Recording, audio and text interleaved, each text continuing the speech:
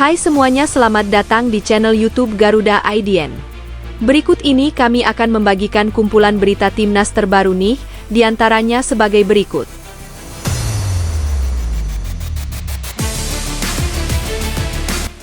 Alhamdulillah, Keisuke Honda tiba di Indonesia siap gantikan Indra Safri. Erick Thohir murka, bukannya sadar diri Indra Safri justru salahkan pemain Welber Jardim. Alhamdulillah, Denny Lanzat pastikan Eliano Reijnders sudah aman untuk dijadikan starter versus Australia. Bahkan ia pun bingung pemain sebagus ini dicadangkan, bahkan dicoret oleh STY saat lawan Cina. Mauro Zylstra ternyata tak hanya bisa ditempatkan di posisi penyerang, tapi juga gelandang. Pemain satu ini memang serba bisa dan tetap gacor meskipun main di posisi berbeda. Terungkap, alasan Jens Raven tak dipanggil Shin Tae-yong ke timnas senior. Ternyata ini adalah kemauan Jens Raven sendiri yang tak ingin buru-buru promosi dan fokus perbaiki kualitas. Mantap, Ramadan Sananta akui terima tawaran dari klub Liga Jepang. Netizen pastikan Ramadan Sananta bakal dapat menit bermain yang bagus di sana, tidak seperti Pratama Arhan. Mengejutkan, Jordi Amat tak dimainkan oleh Johor Darul Takzim di laga versus Kuala Lumpur City. Netizen memprediksi ini disebabkan Jordi Amat yang terlalu sering blunder. Namun sebelum lanjut ke pembahasannya, alangkah baiknya untuk tekan tombol like dan subscribe-nya ya guys. Jika sudah, mari kita lanjut.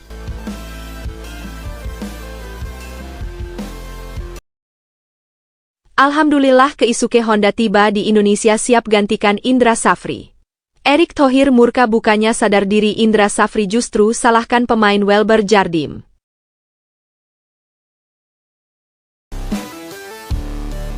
Timnas U20 Indonesia yang dilatih oleh Indra Safri baru saja menerima kekalahan mengejutkan 0-1 dari Yordania. Dengan Piala Asia U20 yang semakin dekat, hasil ini tentu memberikan dampak negatif bagi persiapan Timnas U20.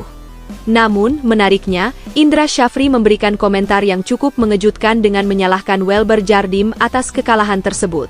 Perlu diakui bahwa Jardim adalah salah satu faktor kekalahan kita malam ini, ujar Indra usai pertandingan.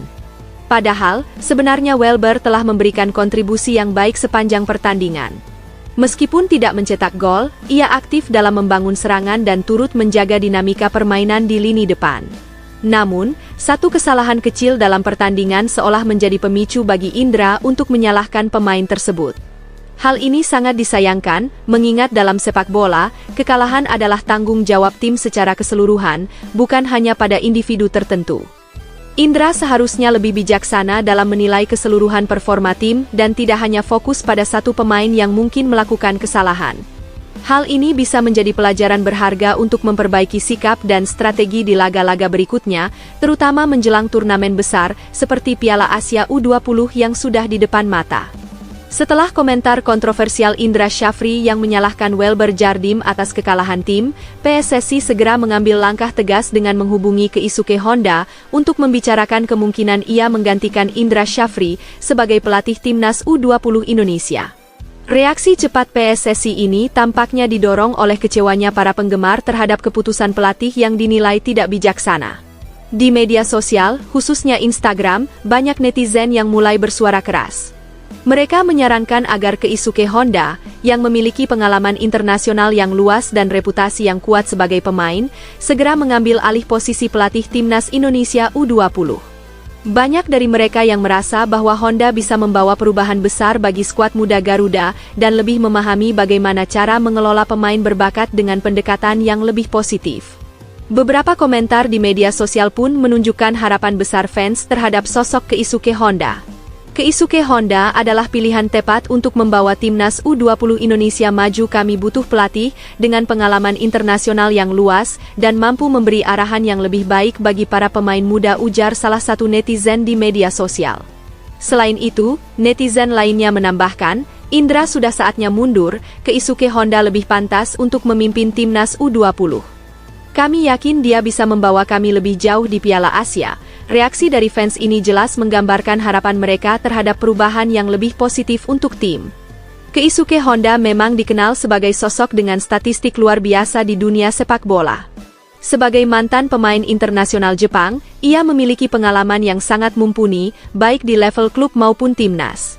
Selain itu, Honda juga terbuka terhadap pemain diaspora atau naturalisasi, yang menjadi salah satu hal yang membedakannya dengan Indra Syafri. Keisuke percaya bahwa kualitas pemain adalah hal yang utama, tanpa memandang latar belakang kewarganegaraan, sesuatu yang bisa menjadi keuntungan besar bagi timnas Indonesia.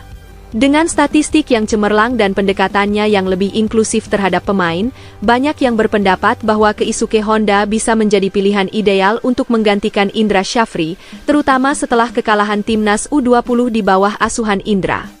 Kekecewaan fans semakin terasa setelah pelatih asal Indonesia itu menyalahkan satu pemain atas hasil buruk yang didapat, yang dinilai tidak bijaksana.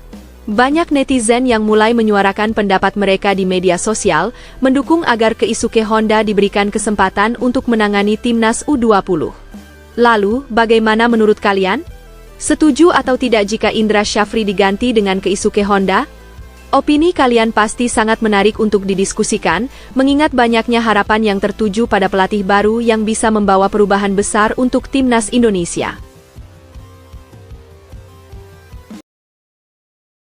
Alhamdulillah, Denny Lanzat pastikan Eliano Reijnders sudah aman untuk dijadikan starter versus Australia. Bahkan ia pun bingung pemain sebagus ini dicadangkan bahkan dicoret oleh STY saat lawan Cina. Timnas Indonesia baru-baru ini mengumumkan pengangkatan satu pelatih kepala dan 2 analis untuk timnas senior. Setelah resmi dilantik, salah satu analis, Denny Lanzat, langsung terlihat memantau perkembangan pemain-pemain diaspora, termasuk Eliano. Pemain yang selama ini selalu menjadi andalan di timnya itu kembali tampil sejak menit pertama dalam pertandingan penting. Dalam laga tersebut, Eliano menunjukkan performa yang luar biasa, berkontribusi besar atas kemenangan timnya dengan skor telak 3-0 melawan PSV Eindhoven. Kemenangan ini tak hanya mengukuhkan posisi Eliano sebagai pemain kunci, tetapi juga semakin membuka mata staf kepelatihan timnas Indonesia mengenai potensi yang dimilikinya. Performa gemilang seperti ini tentu menjadi daya tarik, terutama bagi pelatih dan analis yang sedang mencari talenta baru untuk memperkuat skuad Garuda. Dengan pemantauan yang lebih intens terhadap pemain-pemain diaspora seperti Eliano, timnas Indonesia berharap bisa membawa lebih banyak kekuatan untuk menghadapi tantangan di kualifikasi Piala Dunia dan kompetisi internasional lainnya. Dukungan dari analis yang berpengalaman diharapkan dapat membantu memaksimalkan potensi pemain, sehingga Indonesia semakin siap bersaing di level dunia. Setelah pertandingan berakhir, Denny Lanzat langsung mendekati Eliano dengan senyuman lebar. Ia tampak puas dengan performa Eliano yang luar biasa dan memberikan jaminan bahwa pemain tersebut akan menjadi pilihan utama dalam pertandingan mendatang. Dalam sebuah wawancara usai laga, Denny tidak bisa menyembunyikan kekagumannya terhadap Eliano. Ia mengungkapkan betapa terkesan dengan permainan pemain muda itu, terutama dalam hal ketajamannya dan kontribusinya yang besar di lapangan. Jujur, saya terkesan dengan performa Eliano di pertandingan kali ini, dia bisa menunjukkan permainan yang solid. Saya rasa berkat penampilannya, Eliano bisa membawa PEC Zwolle meraih kemenangan, ujar Denny. Denny juga menambahkan bahwa Eliano memiliki kualitas yang sangat dibutuhkan untuk timnas Indonesia, terutama dalam menghadapi pertandingan sulit melawan Australia yang dikenal memiliki kekuatan besar. Bukan hanya sekadar membangun serangan, tetapi juga untuk memaksimalkan peluang-peluang yang tercipta. Kedepannya, Denny berharap Eliano dapat terus tampil konsisten dan menjadi salah satu pilar utama di lini serang timnas Indonesia. Dengan potensi yang dimilikinya, Denny yakin Eliano akan mampu memberikan dampak positif dan menjadi senjata penting dalam menghadapi tim-tim besar lainnya di kualifikasi Piala Dunia. Menurut Denny, kemenangan melawan Australia hanya bisa tercapai jika tim memiliki pemain-pemain yang mampu tampil di level tertinggi, dan Eliano jelas masuk dalam kategori tersebut. Banyak penggemar sepak bola Indonesia merasa kebingungan dengan keputusan pelatih yang tidak memasukkan Eliano ke dalam line-up meskipun pemain muda ini telah menunjukkan performa impresif di Liga Belanda dan menjadi pilihan utama di klubnya.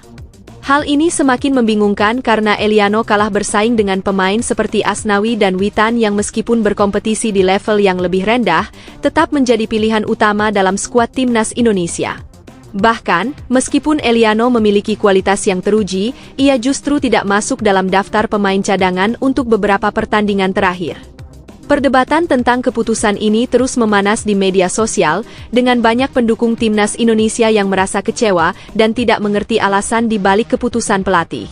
Beberapa netizen pun berpendapat bahwa Eliano seharusnya diberi kesempatan lebih besar untuk membuktikan kemampuannya, terutama saat menghadapi tim-tim kuat seperti Australia.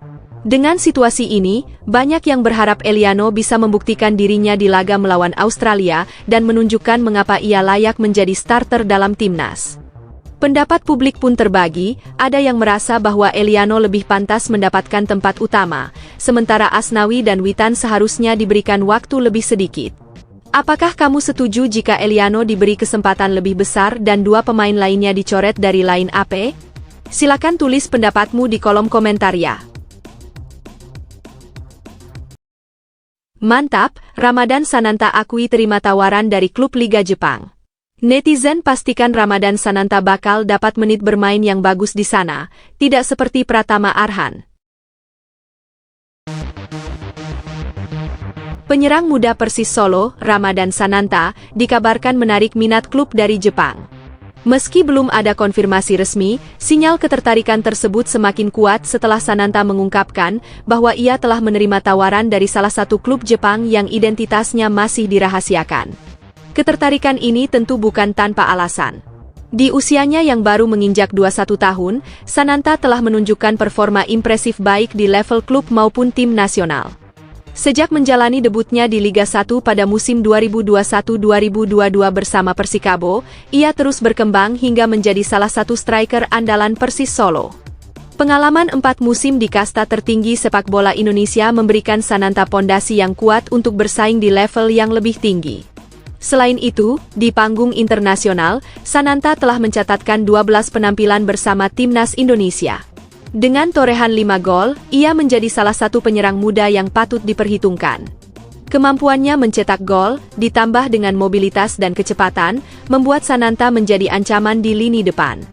Tak heran jika klub luar negeri mulai meliriknya sebagai aset potensial. Ketika ditanya tentang rumor kepindahannya ke Jepang, Sananta hanya memberikan senyuman penuh arti. Ia tidak secara langsung membenarkan, namun juga tidak menepis kemungkinan tersebut. Responsnya ini semakin menguatkan spekulasi bahwa masa depannya bisa saja berada di Liga Jepang. Pindah ke luar negeri, khususnya ke liga seperti J-League, akan menjadi langkah besar bagi perkembangan karir Sananta. Jepang, sebagai salah satu negara dengan liga paling kompetitif di Asia, menawarkan kesempatan untuk berkembang lebih jauh. Bermain di sana akan memberikan Sananta pengalaman menghadapi pemain-pemain dengan kualitas tinggi, sekaligus memperluas wawasan taktik dan tekniknya di lapangan. Namun, tantangan juga menanti. Jika benar bergabung dengan klub Jepang, Sananta harus beradaptasi dengan gaya permainan yang lebih cepat dan intens. Tetapi melihat rekam jejak dan potensi yang dimilikinya, Sananta tampaknya siap untuk mengambil peluang ini. Dengan ketertarikan dari klub luar negeri, Sananta menjadi contoh nyata keberhasilan pemain muda Indonesia yang mampu menarik perhatian internasional. Jika kepindahan ini terwujud, bukan hanya karir Sananta yang akan berkembang, tetapi juga nama sepak bola Indonesia yang semakin diperhitungkan di kancah Asia. Mauro Zylstra ternyata tak hanya bisa ditempatkan di posisi penyerang, tapi juga gelandang. Pemain satu ini memang serba bisa dan tetap gacor meskipun main di posisi berbeda. Nama Mauro Zylstra belakangan mencuri perhatian pecinta sepak bola Indonesia. Pemain yang tengah berkarir di Belanda ini disebut sebagai salah satu kandidat pemain keturunan yang diproyeksikan untuk menjalani proses naturalisasi oleh PSSI. Menariknya, Mauro memiliki fleksibilitas dalam bermain di beberapa posisi, terutama sebagai penyerang dan gelandang serang. Kemampuannya di kedua peran tersebut bahkan mencatatkan statistik yang mengesankan. Menurut data dari, Mauro tampil tajam ketika dipercaya sebagai penyerang. Dalam 14 pertandingan, ia sukses mencetak 11 gol, menunjukkan naluri mencetak gol yang luar biasa di lini depan. Namun, ketajamannya tidak berhenti di situ saat bermain di posisi gelandang serang. Mauro bahkan mampu mencatatkan performa yang lebih produktif dengan kontribusi 12 gol dan 5 assist. Hal ini membuktikan bahwa Mauro adalah pemain yang serbaguna dan memiliki dampak besar, baik dalam hal mencetak gol maupun menciptakan peluang untuk rekan setimnya. Kombinasi kemampuan teknik, visi bermain, dan ketajaman Mauro membuatnya menjadi aset berharga bagi setiap tim yang ia bela. Dengan rencana naturalisasi yang tengah dipersiapkan, Mauro diharapkan bisa menjadi tambahan kekuatan yang signifikan bagi skuad Garuda. Kehadirannya dapat membawa dimensi baru dalam permainan timnas Indonesia, terutama di sektor serangan. Mauro Zylstra baru bergabung dengan FC Volendam U21 pada Juli 2024, dan debutnya berlangsung pada akhir Agustus ketika timnya menghadapi PEC Zwolle di kandang lawan. Meskipun masih sangat baru di tim, Mauro diberikan kepercayaan untuk menjadi kapten dan bermain sebagai penyerang tengah. Dalam pertandingan tersebut, ia tampil luar biasa selama 90 menit, mencetak 1 gol dan memberikan 1 assist, yang membantu FC Volendam meraih kemenangan 4-2. Penampilan keduanya pun tidak kalah mengesankan. Pada September 2024, Mauro kembali menunjukkan kemampuannya saat timnya bertanding melawan Willem II. Dalam laga ini, ia juga bermain penuh waktu dan berhasil mencetak gol lagi, mengantarkan FC Volendam meraih kemenangan 2-0. Dengan penampilan yang konsisten dan kontribusi yang signifikan, Mauro Zylstra telah membuktikan dirinya sebagai pemain yang berpotensi besar dan aset berharga bagi tim. Kesuksesannya di 2 pertandingan awal ini menunjukkan bahwa ia siap menghadapi tantangan lebih besar di kompetisi yang akan datang, sekaligus juga menjadi semangat untuk tim dan rekan-rekannya agar terus berjuang demi meraih kemenangan.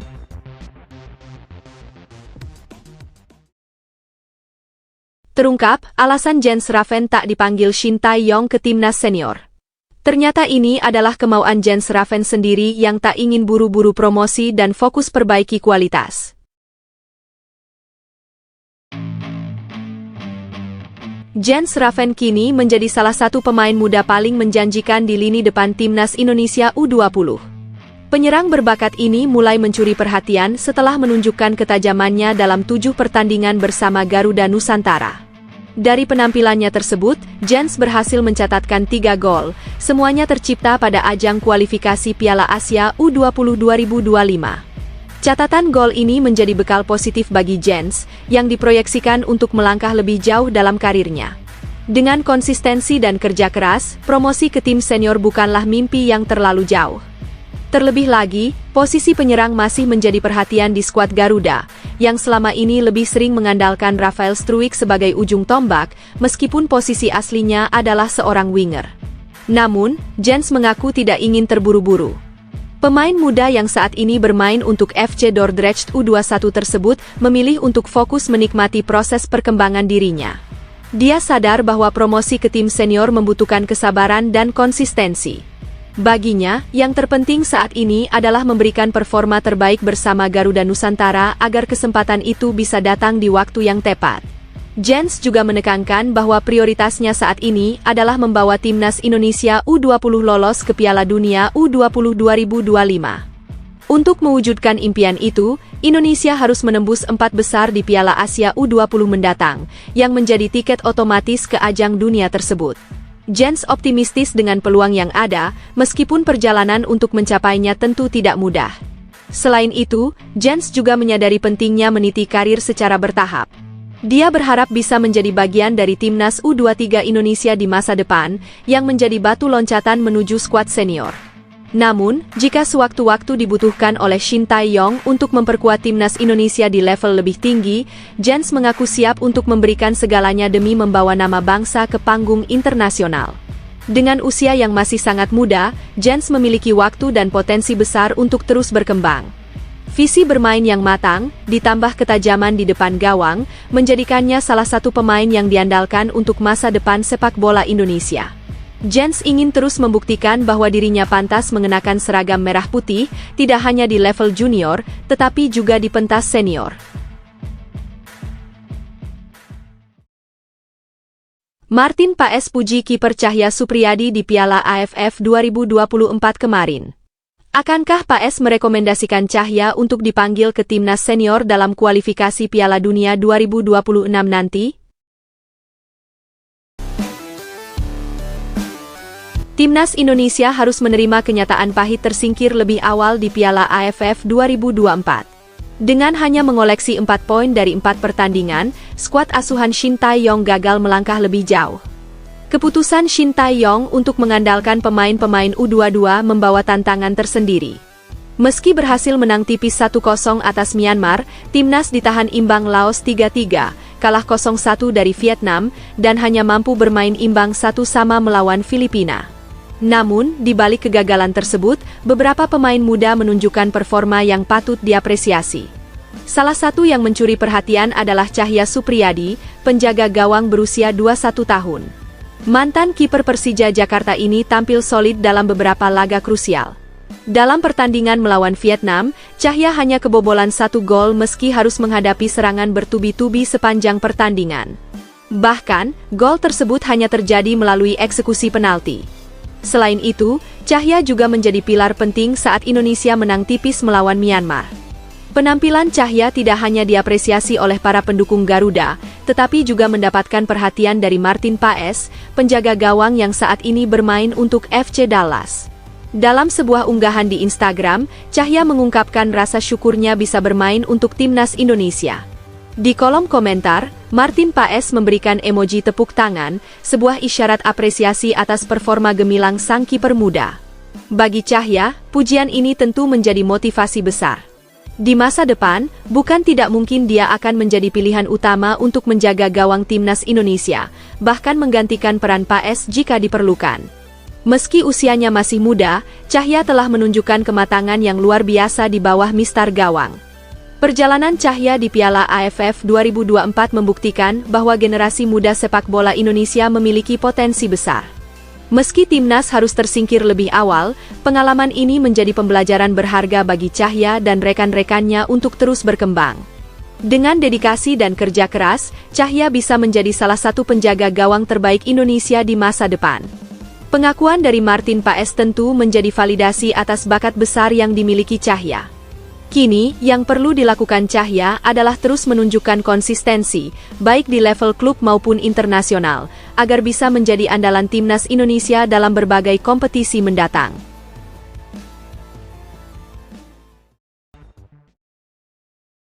Hoki Caraka masih belum sembuh usai cedera saat lawan Filipina. Tapi tak perlu khawatir karena Hoki kemungkinan tak dimainkan lagi. Di sisi lain, striker muda Victor Dethan sudah siap dipanggil ke timnas senior sebagai gantinya. Hoki Caraka, penyerang muda timnas Indonesia, terpaksa mendapat perawatan setelah pertandingan melawan Filipina di Piala AFF 2024 pada Sabtu lalu. Pemain berusia 20 tahun itu masuk menggantikan Rafael Struijk pada menit ke-52. Sayangnya, ia harus ditarik keluar lagi sebelum pertandingan berakhir, karena mengalami cedera akibat luka sikutan. Meski demikian, absennya Hoki tidak akan terlalu mempengaruhi kekuatan timnas Indonesia. Pasalnya, Shin Tae-yong masih memiliki opsi pemain muda berbakat lainnya. Salah satu pemain yang siap menggantikan peran Hoki adalah Victor Dethan, yang sudah menunjukkan kualitas di lini depan. Dengan kehadiran Dethan, lini serang timnas Indonesia tetap akan tajam dan penuh potensi. Kondisi ini justru memberi kesempatan bagi pemain muda seperti Dethan untuk menunjukkan kemampuannya lebih jauh lagi. Dethan, yang merupakan salah satu talenta menjanjikan, bisa mengisi posisi yang ditinggalkan Hoki dan memperkuat skuad Garuda dalam pertandingan-pertandingan selanjutnya di turnamen tersebut. Dengan persaingan ketat di Piala AFF, setiap pemain memiliki peluang untuk tampil dan memberikan kontribusi maksimal bagi timnas Indonesia, baik itu dalam menggantikan pemain yang cedera maupun menunjukkan kemampuan terbaik mereka. Victor Dethan terus menunjukkan perkembangan positif dalam karirnya bersama PSM Makassar. Pada musim debutnya di tim senior pada Liga 1 musim 2022-2023, Dethan tampil dalam 16 pertandingan dan menyumbangkan 1 assist. Sebagai pemain muda, performanya kala itu sudah mencuri perhatian banyak pihak. Memasuki musim Liga 1 musim lalu, peran Dethan semakin meningkat. Ia dipercaya tampil dalam 19 laga, mencetak 1 gol, dan kembali mencatatkan 1 assist. Tak hanya di kompetisi domestik, pemain serba bisa ini juga diberi kesempatan bermain saat PSM berlaga di AFC Cup musim lalu. Pengalaman di level internasional tersebut tentu menjadi modal penting bagi Dethan dalam mengasah kemampuan dan mentalitasnya. Pada musim-musim ini, Dethan semakin menunjukkan kedewasaan bermain. Ia terus menjadi andalan PSM, khususnya di sektor kanan. Penampilannya mencakup berbagai turnamen besar, termasuk Liga 1, Piala Presiden, hingga ASEAN Club Championship. Kehadirannya di lapangan memberikan dinamika baru dalam strategi tim Juku Eja. Dengan dedikasi dan konsistensinya, Dethan diyakini akan terus berkembang menjadi salah satu pemain penting, baik untuk klub maupun timnas Indonesia di masa depan. Mengejutkan, Jordi Amat tak dimainkan oleh Johor Darul Takzim di laga versus Kuala Lumpur City. Netizen memprediksi ini disebabkan Jordi Amat yang terlalu sering blunder. Johor Darul Takzim terus menunjukkan dominasinya di ajang Piala Malaysia 2024-2025. Pada akhir pekan lalu, mereka memastikan langkah ke babak semifinal setelah menaklukkan Kuala Lumpur City dengan kemenangan telak 4-0 di perempat final leg kedua, Sabtu lalu.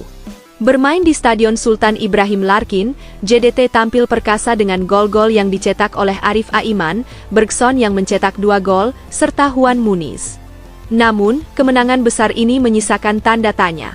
Bek andalan timnas Indonesia, Jordi Amat, tidak terlihat dalam daftar susunan pemain JDT pada laga tersebut. Absennya Jordi menimbulkan berbagai spekulasi di kalangan penggemar.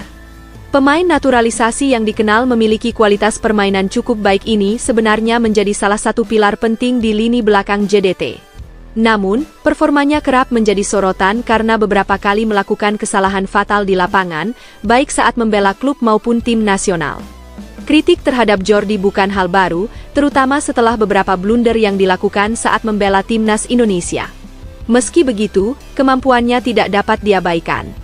Keputusan untuk tidak memasukkan Jordi ke skuad dalam laga melawan Kuala Lumpur City mungkin menjadi strategi pelatih untuk memberikan rotasi pemain atau mengistirahatkannya menjelang laga penting lainnya.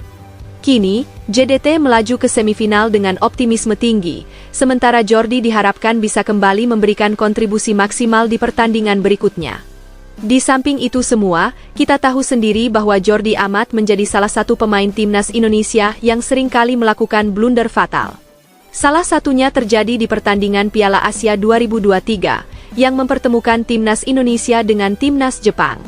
Jordi yang bermain sejak menit pertama, diberi kepercayaan untuk menggunakan ban kapten. Akan tetapi, dia justru melakukan pelanggaran di kotak penalti Jepang. Pelanggaran tersebut dilakukan Jordi kepada Ayase Ueda. Jordi kedapatan menarik tubuh Ueda hingga terjatuh. Padahal, sejatinya blunder tersebut bisa dia hindari karena saat itu Ueda sedang berada di depan Jordi Amat. Namun, sepertinya Jordi salah perkiraan sehingga menarik pemain Jepang itu saat dia ingin lari. Sebelum menjatuhkan hukuman, wasit lebih dulu melihat tayangan ulang VAR. Dan hasilnya, Jordi Amat terbukti bersalah dan tendangan penalti pun diberikan kepada Jepang. Dengan blunder yang dilakukan Jordi Amat tersebut, langkah Indonesia untuk bisa melaju ke babak 16 besar pun semakin berat. Seperti yang kita tahu, bahwa Jepang merupakan salah satu tim favorit juara di Piala Asia. Jika tidak diupayakan untuk menahan, maka skuad Indonesia bisa gagal dengan mudah.